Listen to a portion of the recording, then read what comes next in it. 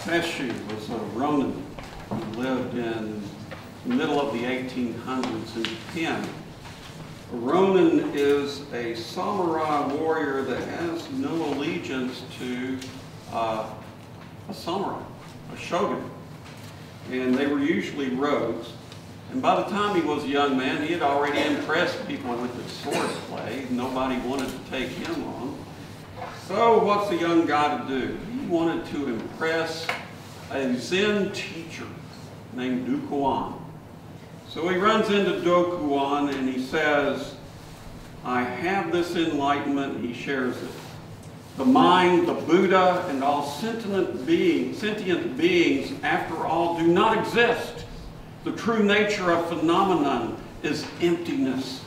There is no realization, no delusion, no sagacity, no mediocrity, nothing to give and nothing to receive. So what's a spiritual teacher to do when a student comes with such an amazing spiritual insight? Well, of course, Dukuan reaches over and grabs a bamboo rod and just whacks him real hard.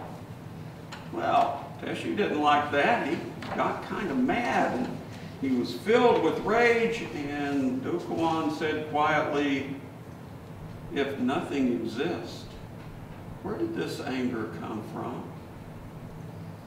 You gotta watch those Zen people. If nothing exists, where did this anger come from? This morning, we heard a lot in the Passion narrative. That's a very long story, but it's summed up in the reading from Philippians, that old Christological hymn where it talks about Jesus not counting equality with God a thing to be exploited, but emptied himself and becoming truly human. If we take this big, long story that we all just acted out in a reader's theater, if we take this story literally, it's no more than a CNN historical documentary of a very brutal time and a brutal treatment of an individual. We hear stories like this every day. We live through stories like this every day. Don't you? Haven't you heard them? You know, the little baby that was shot down in Georgia? What happened in Newtown? Those things are horrible. What makes this story different? Well, what makes it different is it is a spiritual path laid out for you and I to follow so we may come to a place of emptiness. One of the values of this story, who are you? Are you the servant boy calling somebody out? Or the servant girl saying, yeah, I know him? Are you Peter saying, I'll never deny you unless I get in a hot spot?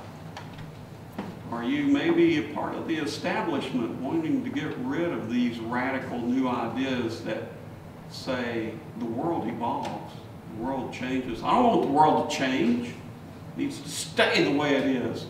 If you're going to challenge that, I'm going to nail you.